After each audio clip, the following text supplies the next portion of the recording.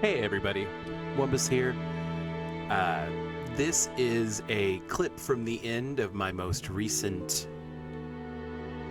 stream discussing my commander decks, where I kind of talk about my feelings on the bracket system and resolution of that.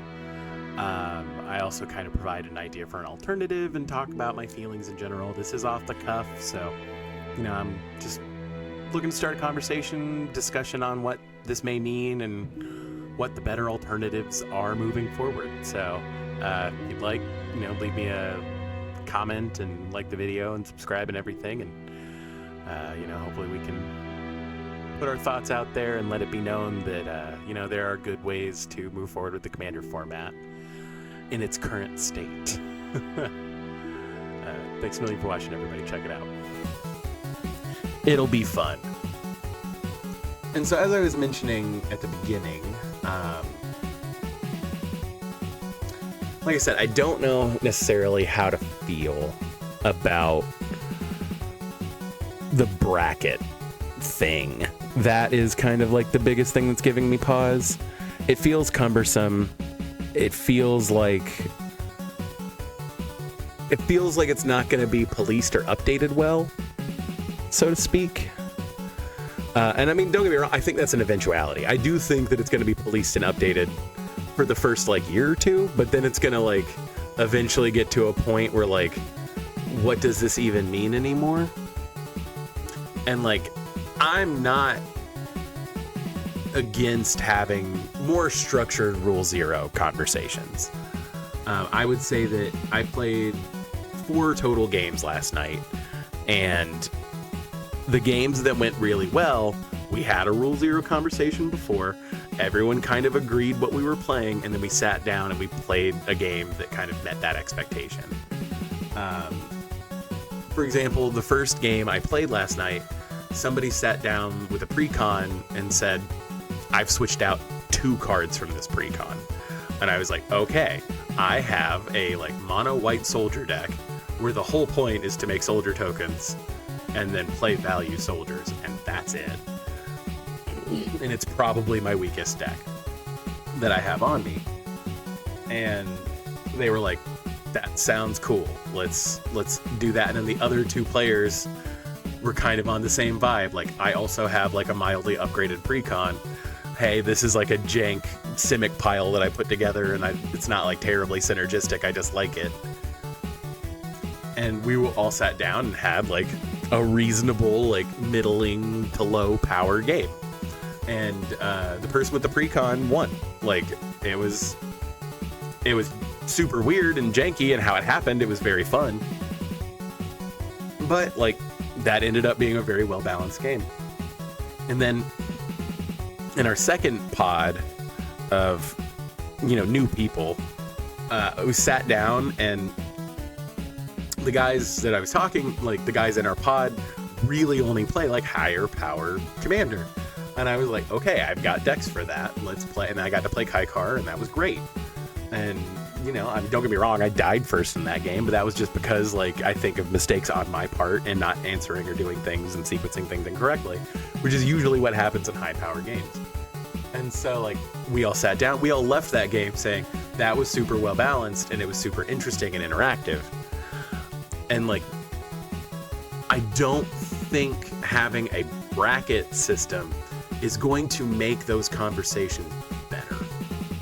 Mostly because, and as I mentioned, last night I made a bunch of jokes about that. About the brackets. Oh, well, every deck I have is going to be a bracket 4 deck now. And so, is it just going to be totally brushed aside? And I'm not just here to complain and not put out, suggestions.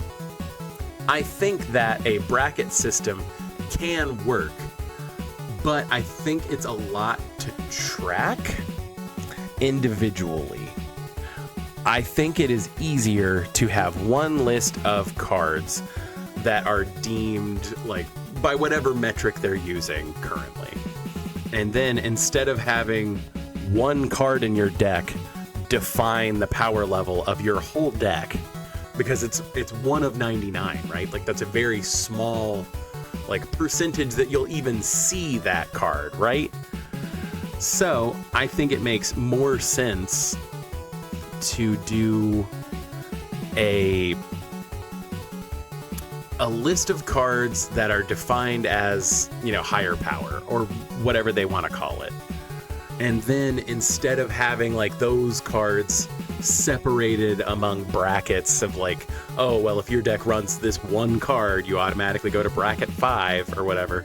I think it would be smarter to have like bracket 1 being you have none of these cards in your deck. Bracket 2 being you have 1 to 4 of these cards in your deck. Bracket 3 being you have 4 to 10 of these cards in your deck. And then bracket 4 being you have more than 10 of these cards in your deck. And then that's it. That way there's one list you need to keep track of. Well, there are 2 because you need to keep track of your deck list. But I think that's a more reasonable and a better representation of the power level of a Magic deck, right? Because of the variance in Magic. If you had a deck that was 99 Swamps and 1 Vampiric Tutor, I'm harping on Vampiric Tutor because that was the example they gave of like what would be called a bracket 4 deck. Like if you have 99 cards and a Vampiric, if you have 99 Swamps and a Vampiric Tutor, you're not going to win that game of Magic. Like, period. But your deck would fall into bracket 4 because of the 1 Vampiric Tutor you have. Or like if you're playing... the professor talked about it a little bit, like Kithkin Tribal or something like an off-the-wall tribe that doesn't have a lot of support and you're having to like jank it together to work. If you run Vampiric Tutor in a deck where the whole point is like, my deck doesn't work without a couple very specific cards, and then the cumulative effect isn't good anyway, like, I don't think your deck should be in the same category as, like, you know, every CEDH deck because it is a Vampiric Tutor. Like, hey, I got super lucky and pulled a, you know, what's another obnoxiously strong card that would probably put somebody into category 4? The new, like a new boogeyman of the format would be like the new Kozilek.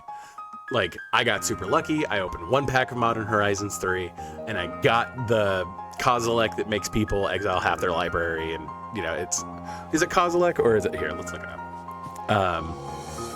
It's either Kozilek or Ulamog, right? Because...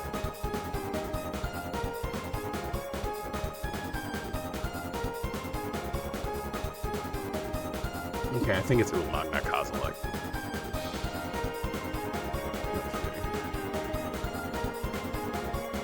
Yeah, okay, so it's Ulamog, not Kozilek. Let's see, what's the...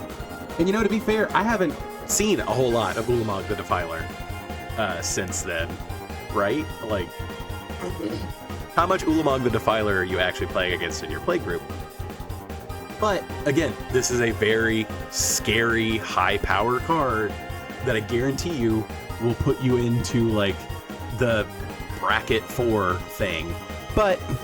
what if you're just a player who, like, if you're just some kid and you bought 1 Modern Horizons 3 pack, or you participated in pre-release and got this specific Ulamog, and you were like, oh, this is super cool. I have a +1/+1 counter deck that isn't obscenely strong, but this would go in there because it's cool and I like it and I pulled it and it gets +1/+1 counters.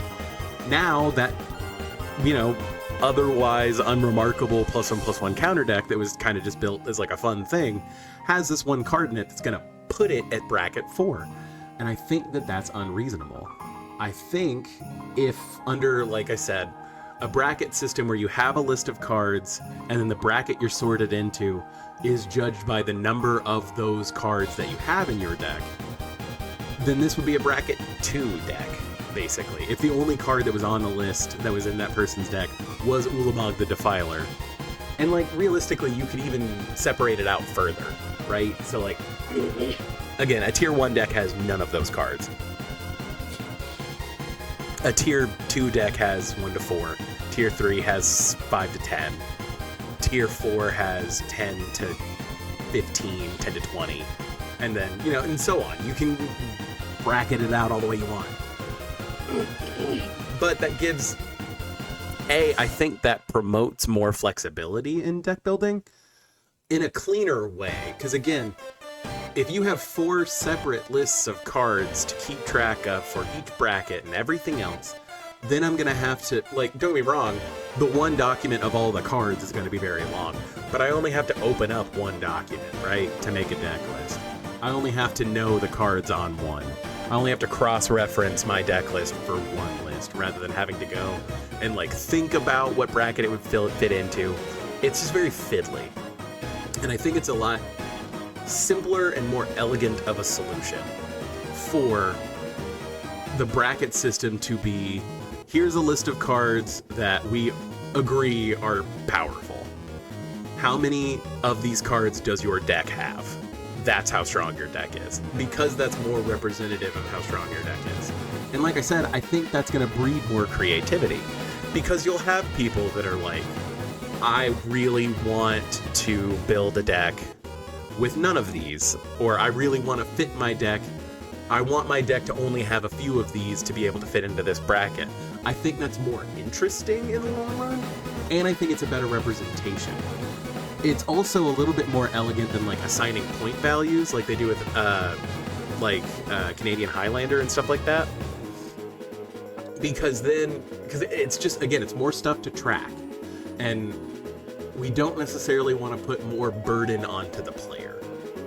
The player, and don't get me wrong, it is beholden to the player to be up to date on things, but the more annoying you make it to access a format, the less people will access the format.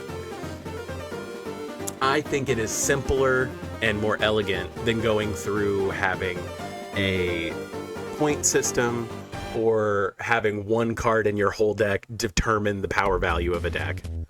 Because I don't know if you're like me, but I'm pretty sure you are. I've changed out one card in the deck and then never seen that card in a game. Tons. Like, more often, like, I have to put in, 40 reps with a deck to see it, let alone. So, like, that one card switching in and out is super annoying. And, like I said, if it's something you pulled, again, I'm harping on Vampiric Tutor, but, like, my Edgar Markov deck, again, I know that's going to be category 4, no matter what, because I'm sure Edgar Markov is going to be, like, what would define it as category 4. But the Vampiric Tutor I have in that deck, I bought one box of Commander Legends, the collector packs, and I was so excited because I found, like, I think I actually got 3 different Vampiric Tutors from the box that I opened. And one of them was the foil full art, and I was like, this is so cool. I am putting it into my vampire deck because it is a vampiric tutor, and that deck has no other real tutors in it that aren't for, like, specifically for vampires or lands. And so this will be the only one, because that deck doesn't need more tutors. Now imagine I was playing, the new Olivia that's the 3 color, and the rest of the deck was relatively the same. Take out every other card that was, would put it into bracket 4, because, like, Necropotence is probably in that tier 2. But imagine if I was a player and I had, like, I had the Clavileño Precon, and I opened a pack and got a full art Vampiric Tutor, and I was like, hey, this is a Vampiric Tutor, and I want to put it in my vampire deck. You change nothing else about the deck. That is a Precon, and you only swap out Vampiric Tutor, but now that Precon with one card swapped out is up in the same echelon as my Kaikar deck. Like, it doesn't make sense. I feel like that, because I'm not saying that it doesn't make your deck stronger. Ostensibly, any changes you make to a Precon will inherently make it a stronger deck. And that's not like a burn against people who design Precons. Again, that's neither here nor there. It is the idea of judging the power. It's like judging a book by only reading, like, the picture on the back. Like, I want to play this deck because it has this thing in it. Oh, it has this thing in it? Never mind, this book isn't for me. Like, don't judge a book by its cover is the generic phrase, but, like, you don't do that. Just like you don't judge a deck by one card in it. You judge a deck by how many of those overpowered cards it has. I would argue that, you know, if you were playing Lizard Tribal before Bloomburrow and Lizard's got like a boost, you know, and it was like mono red and it was just janky lizards and shapeshifters. If you had a Mana Crypt in your deck was still probably not great. Like, but again, under this logic, it would be ranked as like, you're not going to be able to play that deck with people without having like a very extensive Rule Zero conversation. That's possible that it could turn into an argument and become a whole thing. I prefer a situation where there is a list of cards that are considered high power, and then your deck is judged by how many of those cards your deck has. And again, I have decks that even on that scale, and I'm not saying that that's perfect, but it's the best solution I've come up with. So to summarize, what I think is the cleanest solution to judging the power level of Commander decks is the number of powerful cards in the deck. And clearly, Gavin and what has now become the Rules Committee under Wizards' heading have a list of cards that they deem to be powerful, air quotes powerful. It seems easier to me to have that list of powerful cards and then separate your brackets by how many of those cards are in the deck. And again, you can separate them out by like bracket 1 having 0, bracket 2 having like 1 to 3, and then bracket 3 having like 4 to 7, or, you know, however you want to break it out from there. But I think that's a more accurate representation. It takes into account the idea of like points and stuff like that, rather than, you know, and if you want to get nitty gritty with it, you can even break the list into like stuff that counts as like multiple cards and put it into the point value thing. But again, I think for ease of use and simplicity, it's better just to do it that way. And then 3, it makes it to where your player base only has to be familiar with one document. Like, your player's gonna know their deck because they put it together. Your player is going to, if they're informed enough to already be online and care about bannings and the Rules Committee and everything, then they're gonna be familiar enough with the document of powerful cards to be able to cross-check that. That could even be built into like what is currently like working through Moxfield or Architect or anything like that as like for the points buy system. I already have all my decks in Moxfield, obviously, because like that's what this whole series has been. But I think it's a much cleaner solution. I think it's a lot more indicative of the actual power level of a deck. I think it's a lot less, actually. A lot less for your players to manage. And, like, most people who play Magic can count to 5. Like, cool, I have 5 of the cards from this list in this deck. This makes it a tier 3. Cool. I have 15 cards from this deck, or from this list in my deck, that makes it a tier 7. Like, I'm aware we're kind of getting back to the idea of like the 1 through 10, depending on how many brackets or tiers you make. But I think that that is a much easier solution than